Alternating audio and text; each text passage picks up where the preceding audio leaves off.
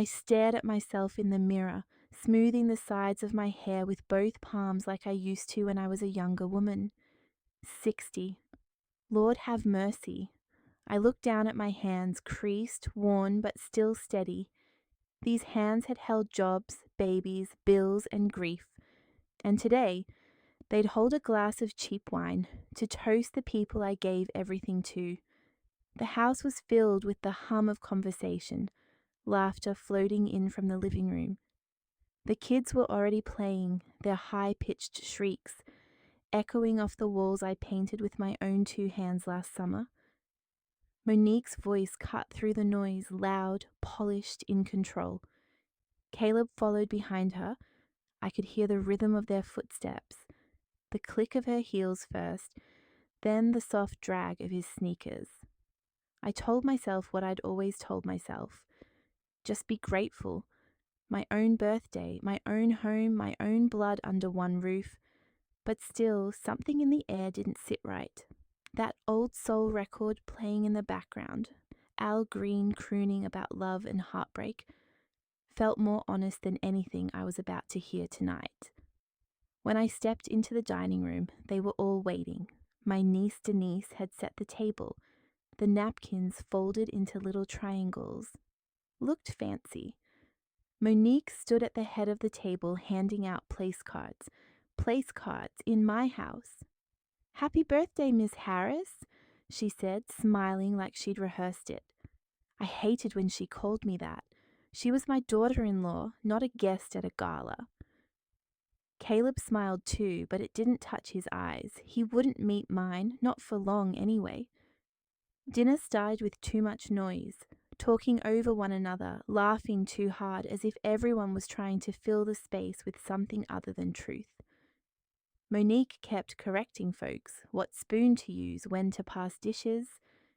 Caleb stayed quiet, nodding along like a man watching a storm roll in, knowing better than to run. They'd brought a cake, a pretty little thing with white roses piped on top, but when I looked close, I noticed it. My name wasn't on it. Just said happy birthday, like it could be anybody's party. Then came the moment, the toast. Caleb stood, raised his glass, and said, "To the woman who made it all possible." I held my breath. I felt seen just for a second.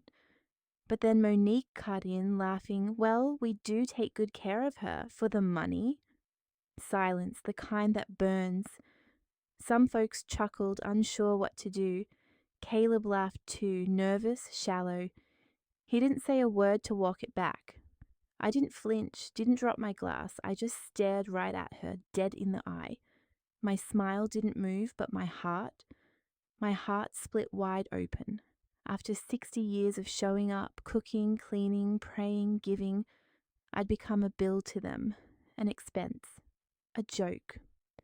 I sat there for the rest of the meal, chewing food I couldn't taste, nodding when spoken to, smiling on cue. But something in me was dying, or maybe something was being born. I couldn't tell yet. They all benefited from me, my house, my name, my pension. And yet not one of them really saw me. Not anymore. I stood up, smoothed my skirt. "I think I'll head to bed early," I said, my voice gentle. No one tried to stop me. I walked to my bedroom slow, like I was walking away from a fire I couldn't put out. The hallway was quiet. Then I heard it, Monique's voice behind the cracked door of the guest bathroom. "She won't last long," she whispered on the phone. "Once she's gone, Caleb gets everything." Everything. I didn't move, I just stood there, letting the words run through me like cold water. My chest felt tight, but my eyes stayed dry. Inside my room, I sat in the dark.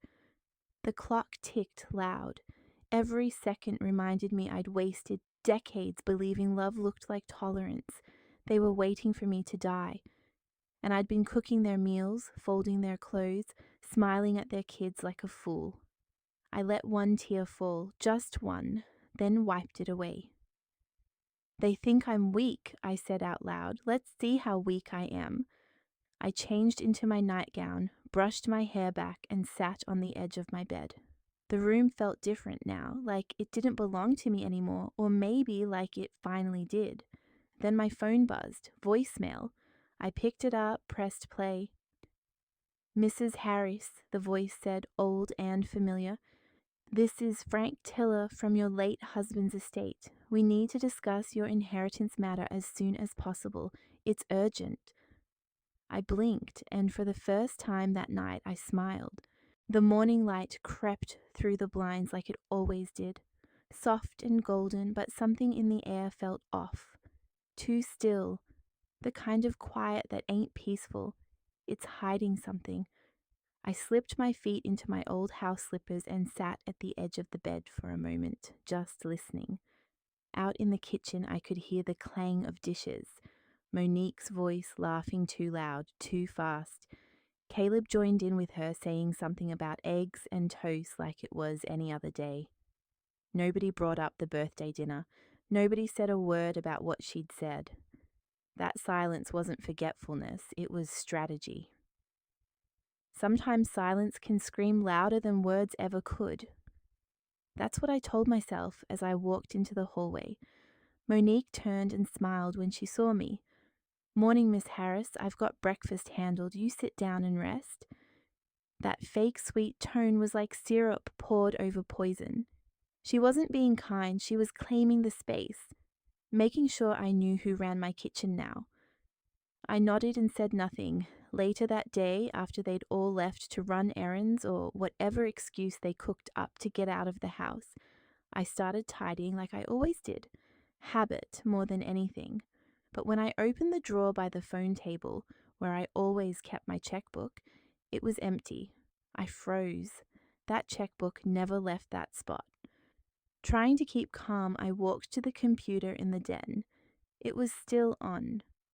A browser tab left open, probably by mistake. What I saw made my stomach turn. A life insurance website. My name filled in the form. I didn't say a word. I clicked print, then walked back to my room, placed the paper inside my Bible. The one thing no one in this house ever dared to touch. Not because they respected it, because they didn't care enough to open it. I thought I was building a legacy. Turns out I was building a payout. The words ran through my head like a hymn gone bitter.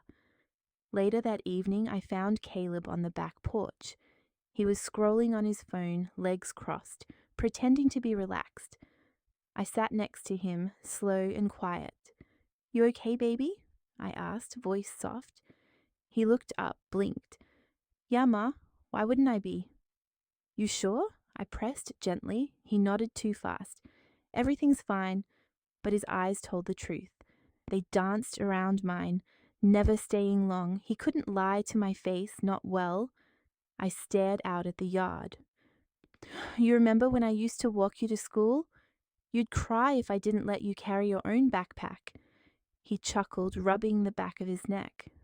"Yeah, I remember. I raised you to stand tall, even when it was hard." He nodded again, but quieter this time, and then it hit me like cold water. I didn't raise him to be cruel, but I didn't raise him to be brave either. He wasn't leading anything, he was letting it happen. Back inside, I sat down at my sewing table. The machine was still covered, untouched since Christmas. My hands rested there, but my mind traveled. I thought back to when I worked the overnight shift at the hospital and then cleaned houses during the day just to keep Caleb in school.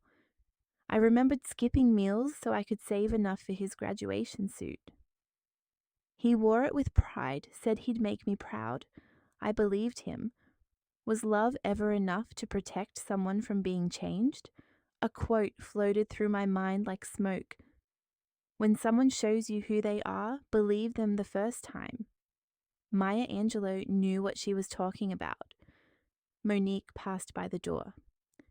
"You feeling okay, Miss Harris?" I smiled, "Feeling just fine, thank you."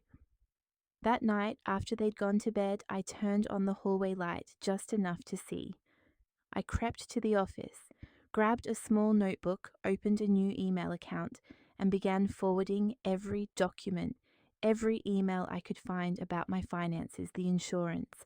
I photographed everything, labeled it, dated it. This wasn't paranoia, this was proof. I wrote down conversations word for word. Every slip Monique made, every time Caleb avoided my eyes, every time they mentioned the future, like I wouldn't be part of it. I might be the oldest in the house, but I'm the only one still standing on solid ground. That thought carried me through the dark like a lantern. The next morning, as I made myself a cup of tea, I heard a knock at the door. It was a courier, tall man in a brown uniform, holding an envelope. "Mrs. Harris?" he asked. "Yes?" "Signature, please." I signed. He tipped his cap and left. Inside was a letter, official, from the law office handling my late husband's estate. I hadn't heard from them in years. The letter was short, but what it said made my breath catch. A clause my husband had hidden in the will. One nobody knew about, one that changed everything. I didn't laugh, I didn't cry, but I did smile. They thought I was done, but they don't even know what game they're playing. The day felt like every day before it shattered. I moved through routine, coffee, papers, sunlight, but inside I was unraveling. I watched Monique from the corner of my eye when she complained about me blocking the driveway. "You forgot to move your car, Mama," she said offhand, as though she were correcting a child, not her mother. She didn't wait for me to respond. She turned and walked away, heels clicking. That moment cracked something loose in me. I stood on the porch watching her disappear into the evening. I thought I've been lying to myself all this time, hoping silence would turn poison into peace. Something inside me shifted. I carried that feeling into the rest of the day. I replayed memories, years where I ignored small slights because I believed love was enough. Times when Monique rolled her eyes, when Caleb bristled when I asked a question, when I offered help and they acted as though it came from obligation. I felt tiny, invisible, but now those old wounds pounded loud. That night I didn't serve dinner. I slipped into my bedroom, closed and locked the door behind me. I sat on the edge of the bed, voice trembling but clear. I matter. I mattered then. I matter now. I opened the Bible, pulled out the paper I'd hidden, insurance documents, clause drafts, that life insurance tab. I stared at it until my vision blurred, feeling each page press guilt and betrayal into my chest. My mother's voice echoed, "The day you stop lying to yourself is the day you become free." I left the bedroom quietly and found Monique in the kitchen, leaning over the sink. She looked at me like I'd surprised her. "Why am I still here, Monique?" I asked softly. She straightened up, cold. "Because the house isn't in your name yet, and your son's too soft to do what needs doing." The words cut, thin and sharp. "You really think I'm here for a house, or because I'm too weak to leave?" I replied, voice calm. She shrugged. "You live here. I'm allowed to say things." She walked away, decision sealed. Her confidence in those words stunned me. Back in my room, I stood before the mirror and looked at my reflection long. My eyes were swollen, face drawn. For the first time, I hated the silence I'd kept. I whispered into the mirror. I thought keeping peace would keep me safe, but it only taught them I was too scared to matter. I sank to the floor, Bible on my lap, clutching that document. Exhaustion weighed my bones. I stayed there until I drifted off mid-prayer. At dawn, I woke before the light. I pressed call on the lawyer's number I'd stored days ago. My voice didn't shake. I asked about the clause, asked about my rights. Then I packed a few things in the trunk, photos, jewelry, my journal. I wasn't running away, I was preparing. Before I left the house, I flicked on the hallway camera light. It blinked faintly. That camera had been dead for months. I traced the cable into Caleb's closet. My fingers trembled as I saw a new hard drive, connected behind a pile of clothes. They had been watching me all along. I stared into the darkness and said softly, "So, they've been watching me too?" I sat in my living room pretending to read. Book open, eyes tracing words, but my ears were aimed at Monique's soft voice in the next room. Through the cracked wall, I heard, "When she's gone, we claim everything." My chest locked. That phrase, heavy with intent, rang louder than any shout. I replayed the letter I received that morning, the clause so secret I could barely believe it. My heart pounded a warning. This is more than ambition, it's betrayal. She always whispers in corners. That's how plans grow. Monique came into the room later that afternoon, feigning concern. "Mum, I'm really worried about the bills lately," she said, lowering her voice. "I hate asking, but could I borrow from your retirement fund?" Her tone dipped between helplessness and demand.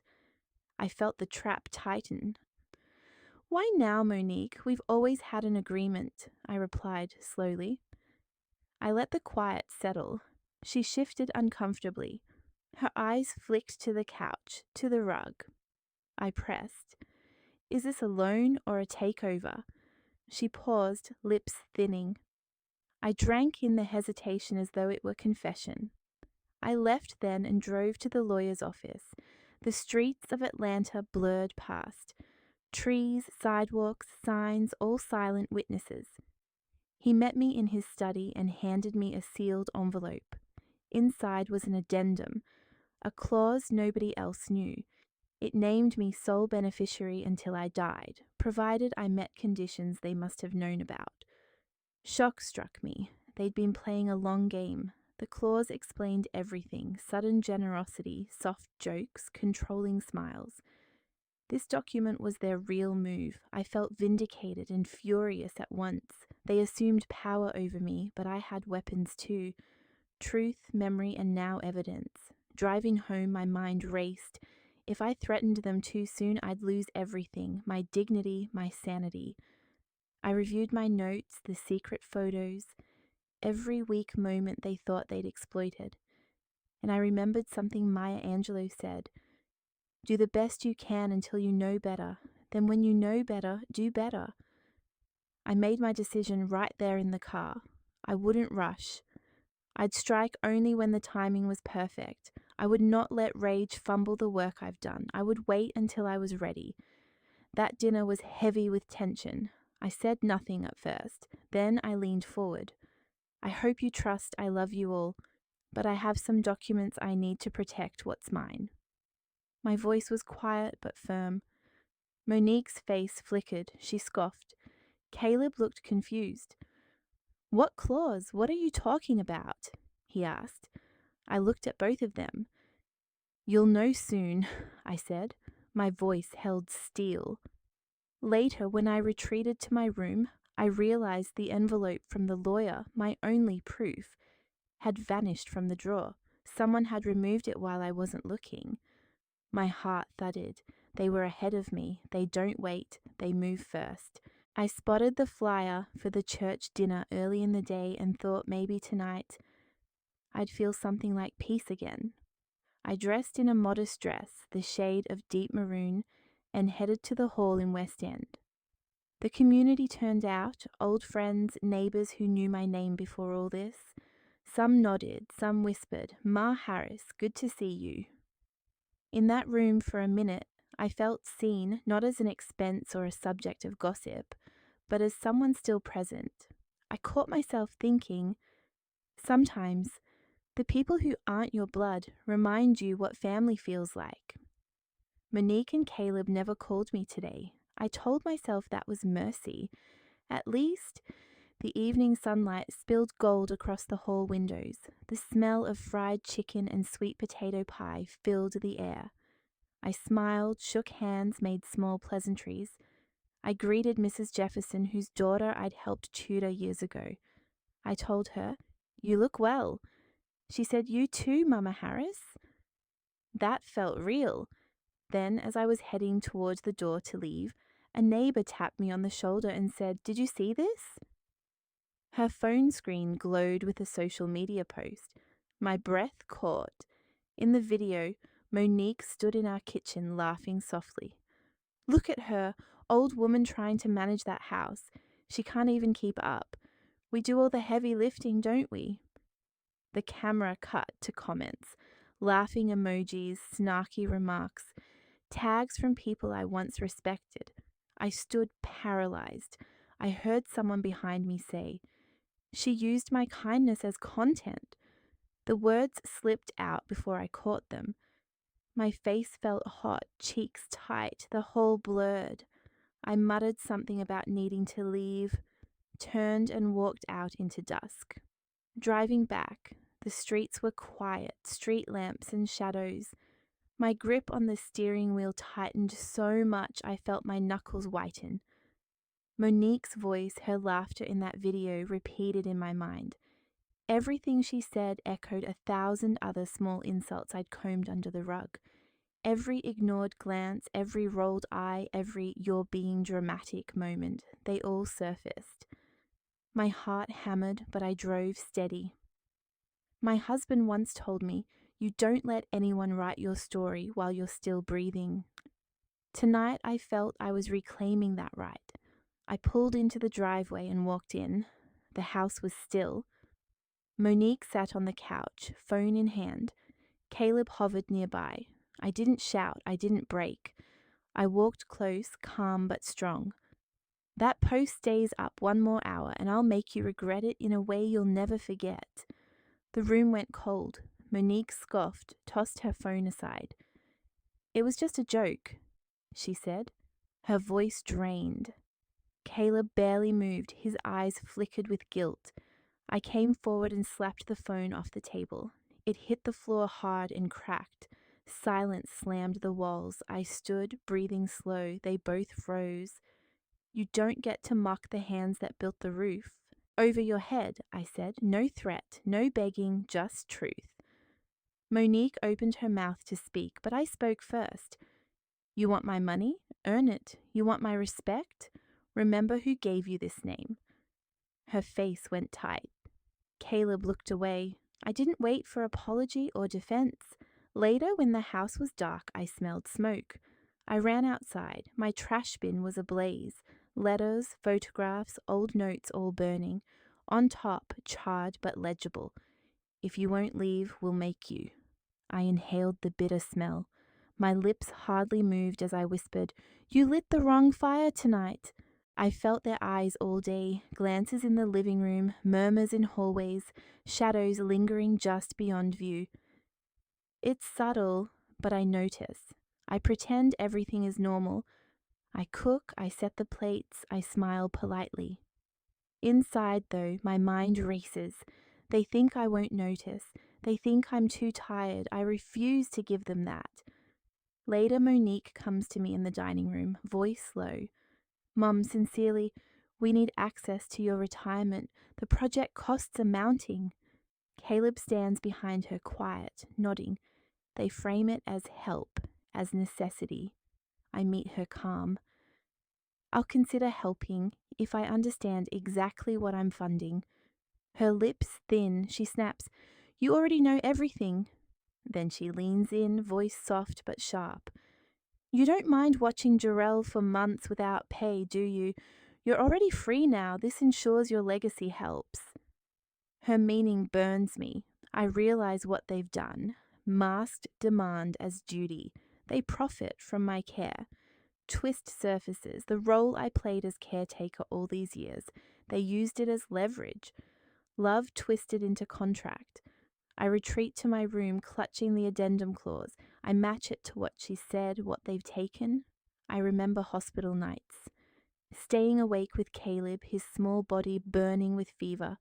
I never asked for thanks then. Now, the debt they owe me looms heavy. I ask, when did love turn into currency? I vow in the dark, no more half silences. This is where I draw the line. I don't strike tonight, I prepare. I draft a message to my lawyer, attach receipts, demands. I hide small recorders in hallway corners. I gather my papers, certificate, letters, money ledgers.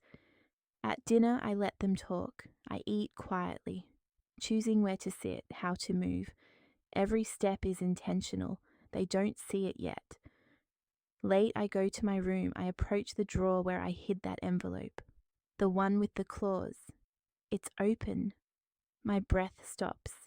Someone entered my sanctuary. In dim light, I see a folded note. You can't hide nothing now. The walls close in. They broke into my home. Now I'll break into their lies. I walked in through the front door carrying a stack of papers, my heart thundering. The house was quiet. Monique's car was gone, Caleb's too. I set the documents on the dining table all at once. Photos, property deeds, the addendum, recordings, letters, everything. The air smelled stale. I took a breath. This is it. I picked up the phone and dialed Reen's number. She answered on the first ring, soft but firm. I saw everything. I confirm it's real.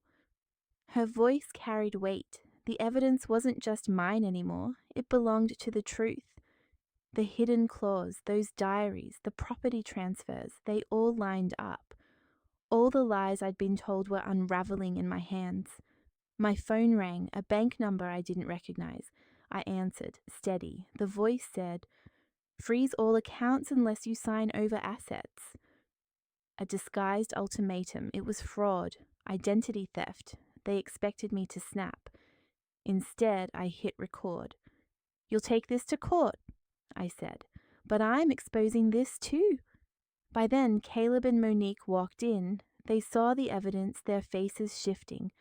I said, slow and clear, "Everything you've hidden, I uncovered. You thought you could steal by silence." Monique spat. "You're paranoid." Caleb tried to interject, but I leaned in. "You want what's mine? Take me to court." Their defenses cracked. Orlena advanced, accusing me of manipulating them with lies. But I stood firm. I quoted Frederick Douglass. "Power concedes nothing without a demand." I said, "You didn't see me becoming small. You made me." Her mask slipped. The room trembled. My quiet resolve became a storm. Then Caleb walked to a cabinet and pulled out a key. He opened a hidden safe behind me. Inside were papers I believed destroyed, signatures I never made. My chest clenched. Betrayal sank deeper than I ever feared. They opened the door I locked decades ago. Now watch me step through. The night was too quiet. I sat in my chair with the TV off. Lights dim, the kind of silence that hums in your ears. Every lie I'd uncovered played again in my head. Documents, whispers, that broken trust between mother and child. I thought I'd seen it all, but that was before my phone buzzed. At first I ignored it. Then it buzzed again.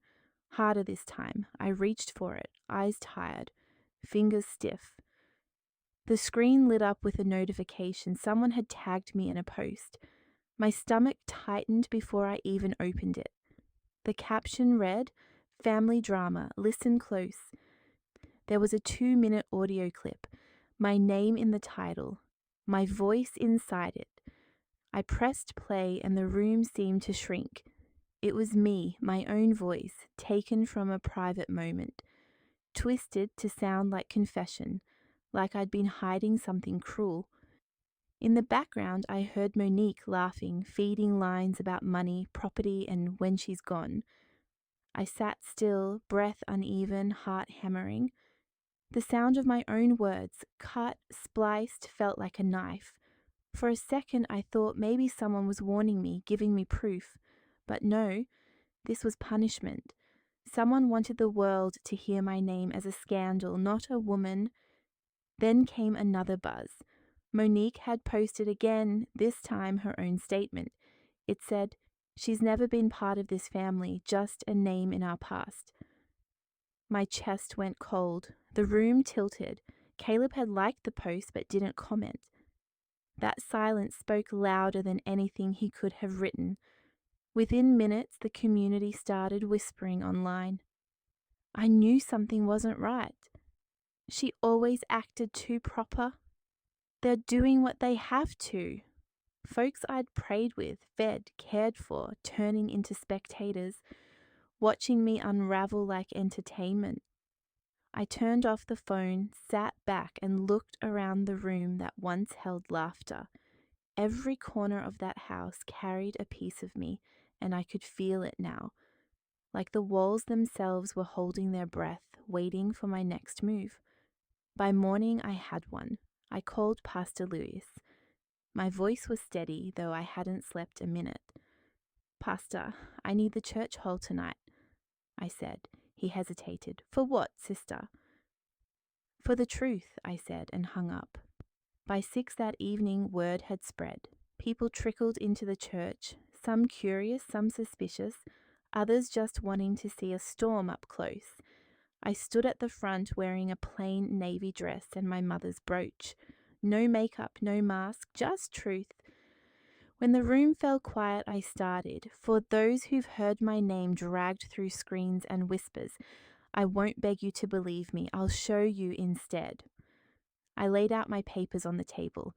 The original deeds, the addendum, bank statements that proved what they tried to forge. Then I played the full recording. Uncut. The laughter faded and truth walked right in through that speaker. Monique's voice was sharp, cruel, unmistakable.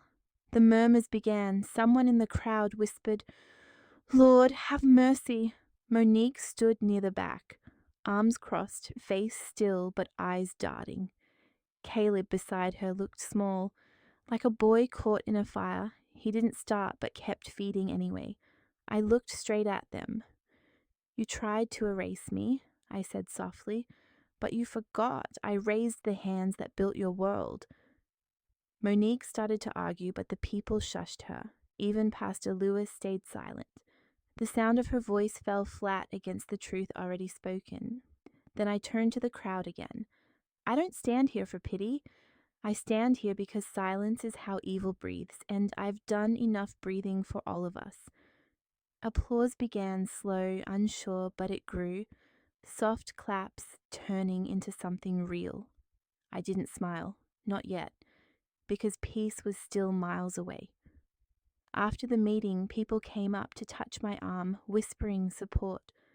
I thanked them, but inside I was waiting for the other shoe to drop.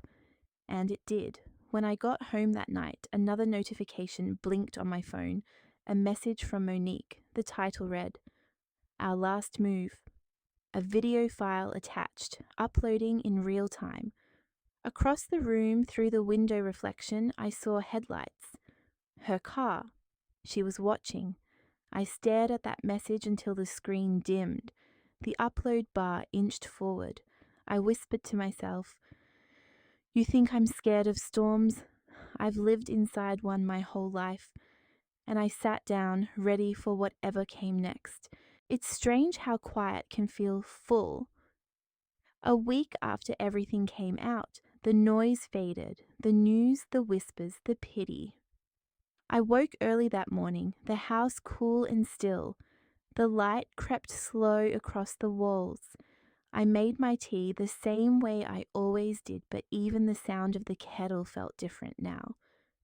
Outside, the air carried something softer, cleaner.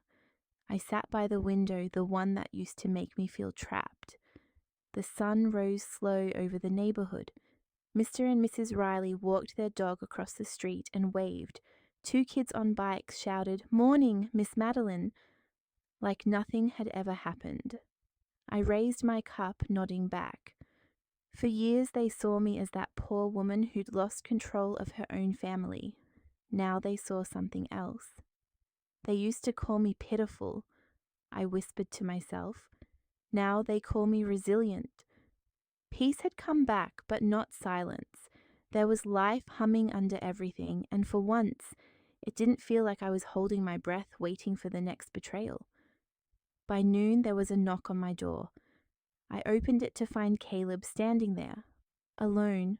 No Monique, no car waiting at the curb, no excuses rehearsed behind his eyes. Just him. "Can I come in?" he asked. His voice was low, the kind a man uses when he's already been humbled. We sat at the table, the same one that had once been covered in documents, lies and truth that cut deeper than any knife. For a while he said nothing, then he looked down, twisting his fingers together like he used to when he was a boy who broke something. "I came to say I'm sorry," he said finally. "Not for her, for me, for standing there when I should have stood up. For letting her say what she did. I was scared. I thought keeping quiet would protect everything I built, but I see now I built it on your pain." I studied him. I wanted to feel anger, but all I found was exhaustion turned into peace. "You didn't protect anything," I said gently. "You just delayed the truth. And truth don't wait forever." He nodded, tears rising, his voice barely a whisper. "Do you forgive me?" I took a breath, deep and steady. "No," I said, "but I released you. I raised a son strong enough to tell the truth. It's a shame you waited until it didn't matter." He broke then, crying quietly. I let him. I didn't reach out. He needed to feel the weight of it.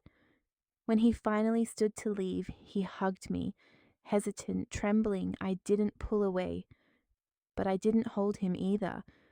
After he left, I sat for a long time, staring at the door.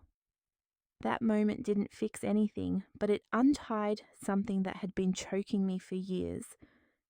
The next few days, my name started showing up again, this time in a different tone. Reporters called me the woman who stood up. Strangers wrote letters about strength, survival, dignity.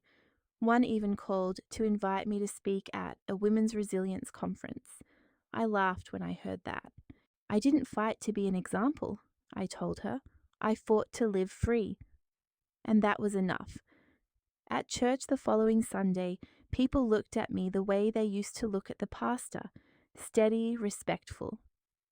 Sister Evelyn came up to me, holding my hands tight. "You showed us that God's timing ain't quiet, honey. It's thunder when it needs to be." I smiled. "Thunder makes folks listen," I said. She nodded, tears in her eyes. That week, I took a step that had been living in my heart for a long time. I used part of the settlement money to open Mary's house, a home for older women who'd been pushed out, forgotten, or just tired of fighting alone. It was named after my grandmother. Mary loved hard but never loud. Her love got buried under the weight of other people's needs. I wanted her name to stand for something different this time, something unbreakable. We opened the doors on a bright afternoon. Women from all walks of life came. Church ladies, retired teachers, widows, women who'd been living out of motels. They smiled when they saw the sign out front, "Mary's House, a place for women who still have more to give." Inside, the walls were covered with quotes, words of women who had been through the storm and walked out standing. My favorite hung in the main hall, painted in gold.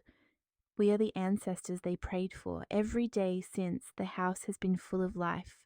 Music, cooking, laughter that shakes the windows. I hired women over 60 to run it. "Nobody wants to hire old ladies," one of them said with a grin. "That's why I do," I told her. For the first time in a long while, I didn't feel like I was rebuilding something broken. I was building something new. Then, just when peace felt solid again, an email came in. The sender's name made my stomach tighten, Monique. It read, "This email serves as notice of potential legal action for emotional distress." I sat back and smiled. I forwarded it to my lawyer with one line, "Handle it." He replied 10 minutes later, "We have receipts." That was the last I ever heard from her. No more threats, no more shadows following my name, just quiet. Not the old kind, the new kind, the kind that belongs to peace, not fear. Now, most afternoons, I sit on the bench outside Mary's house. The air smells of magnolia and laughter. Women sit around me, sharing stories of the lives they thought were over. A few talk about love, some talk about loss, but most just talk about living. Yesterday, one of them, Miss Clara, 81 and bold as brass, sat beside me. She reached over, patted my hand, and said, "You saved us. Not with money, with proof we still matter." Her words settled in me like warmth spreading through the chest. I looked around at those women, at their faces shining in the afternoon light, and realized this was the ending I'd been fighting for all along. I leaned back, watching the sky shift to gold. For once, I wasn't thinking about what I'd lost. I was thinking about what I'd built. The past may have wounded me, but it didn't define me.